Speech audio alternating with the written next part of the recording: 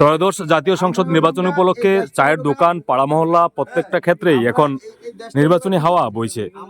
বিভিন্ন চায়ের দোকান থেকে প্রত্যেকটা দোকানপাট বিভিন্ন স্থানেই এখন নির্বাচনী প্রচারণায় অব্যাহত রয়েছেন বিভিন্ন নেতাকর্মীরা। আপনি আপনার ধর্ম পালন করবেন, আমি আমার ধর্ম পালন করব। সেখানে আর আপনার শেখ ফরিদ আহমেদ মানিক ভাই, আপনারা জানেন শেখ ফরিদ আহমেদ মানিক ভাই অচিরে একটা ঘোষণা দিছে যে এই নদীর পাড় দিয়ে একটা রাস্তা করবে, একটা ইপিজেড করবে, সেটা হলো চরবরবিতে।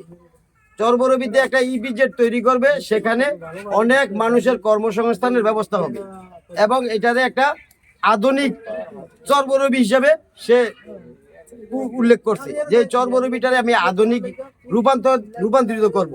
এইখানে আপনার পর্যটন কেন্দ্র করবে, বিভিন্ন এলাকা থেকে মানুষ আসবে, এখানে একটা কর্মসংস্থান হবে, সবাই একটা ব্যবসা বাণিজ্যের জায়গা হবে। আপনার লোক যদি আপনার এই এলাকাতে না আসে তাহলে আপনি এখানে কিসের ব্যবসা, কিভাবে ব্যবসা করবেন? তো মানিক ভাই অচিরে এটা নদীর পাড় দিয়া এই রাস্তাটা করবে এবং একটা পর্যটন এলাকা করবে এবং একটা ইপিজেড করবে, সেটা হলো চরবরবিতে। তো সেই হিসাবে চরবরবি থেকে যদি আমরা তাকে ভোট বেশি দিতে না পারি তাইলে তার মনটা অসন্তুষ্ট হয়ে যাবে যে আমি এত কিছু করবো চরবরবির জন্য, কিন্তু চরবরবির মানুষ আমাকে কি পরিমাণ ভোট দিল ভাই, এটাই। কিন্তু জামাত কিন্তু আমাদের আশেপাশেও নাই, কিন্তু আমরা চাই কি যে মানিক ভাইকে আমরা একটু ভোট বেশি দিলে আমাদের একটা দাওয়া দাবিটা বেশি থাকবে যে ভাই আমরা তো আপনাকে এই এলাকাতে অনেক ভোট দিছি, প্রচুর ভোট দিছি, এবার আমাদের জন্য আপনি একটা কিছু করেন, আমরা আপনার জন্য করছি, এবার আপনি আমাদের জন্য কিছু করেন নাকি। এটা হলো সর্বশেষ কথা।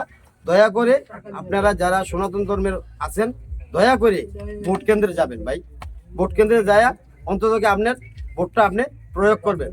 আপনারা যদি না যান তাহলে ভোটে ভোট পারবে না। তো ভোট কেন্দ্রে যাবেন, ভোট দিবেন, তবে আমাদের দাবি হলো আপনারা দানের শেষে ভোটটা দিবেন।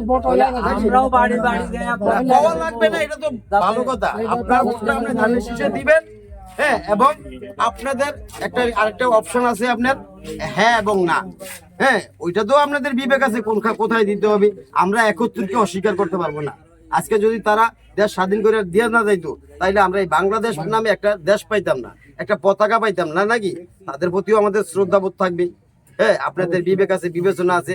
একটা সরকার খারাপ করছে, হ্যাঁ, তাকে এই দেশের জনগণই তাকে সরাইয়া দিছে নাকি। এটার জন্য দায়ী আমরা না, আপনার ছেলে, আমার ছেলে, সবাই নির্যাতিত হয়েছে, আমি সবাই নির্যাতিত হয়েছে। আওয়ামী লীগের একটা অংশ এই আন্দোলনে অংশগ্রহণ করছে না? হ্যাঁ, একটা বিশাল অংশ। এই যে নাইম সরকারে তো আওয়ামী লীগ করে নাকি, কিন্তু তার মেয়েটাও কিন্তু এই আন্দোলনে অংশগ্রহণ করছে। এই জন্য কি সে 71কে ভুলে যাইবো? 71কে ভুলে যাবেন না। মুক্তিযোদ্ধাদেরকে অসম্মান করা যাইব না, ঠিক আছে। আপনারা সনাতন ধর্ম আপনাদের মতো আপনারা ধর্ম চালিয়ে যাইবেন, আমরা মুসলমানের ধর্ম চালিয়ে যাব। আমার মসজিদও আপনার দেওয়ার দরকার নাই, আর আপনার এই মন্দিরও আমার গিয়া এই নাচানাচির করার দরকার নাই, ঠিক আছে। আপনারা আপনাদের মতো ধর্ম পালন করেন, আমরা আমাদের মতো ধর্ম পালন করবো। আর এই জন্য সবাইকে বলবো আমরা শান্তিতে থাকতে চাই। হ্যাঁ, আমাদের তারেক জিয়া একবারও কিন্তু আওয়ামী লীগের নামে খুব শব্দ করে করছে। আমাদের দেশ নেত্রী মরহুমা খালেদা জিয়া, উনিও কিন্তু দেশে এই শেখ হাসিনার সম্বন্ধে একটু মন্তব্য করে নাই যে আপনি যদি খারাপ করে থাকেন উপরওয়ালা একজন আছে, আপনার বিচার উনি করবে, ঠিক আছে। আপনি শক্তিশালী, আমারে আপনি আঘাত করছেন, এর জন্য লাইবিলিটি আপনার নিতে হবে। আমার জন্য আপনি কষ্ট দিলেন, কিন্তু আপনার জন্য এই সারা জীবনের জন্য কষ্ট অপেক্ষা করতে আছে। তাই সবাইকে বলবো, যেহেতু মানিক ভাই আমাদের চরবরবিতে সেদিনও আমাদেরকে বলছে যে আমি চরবরবিতে একটা ইপিজেড করবো, এটা আমার ওয়াদা। এবং এই নদীর পাড় দিয়ে একটা রাস্তা করবো, সেখানে পর্যটন কেন্দ্র হবে, সেখানে অনেক মানুষের ব্যবসা বাণিজ্য বাসস্থান হবে। পূর্ববারে একটা রাস্তা নিবে, এই রাস্তাটা যাতে আমরা সহজেই চাঁদপুরের সাথে যোগাযোগটা করি। সাংবাদিক সাহেব উনি ভালোভাবে জানেন, ঠিক আছে। হ্যাঁ, ওনাদের সাথে অনেক সময় শেয়ার করে, ওনারা তার কাছে যায়।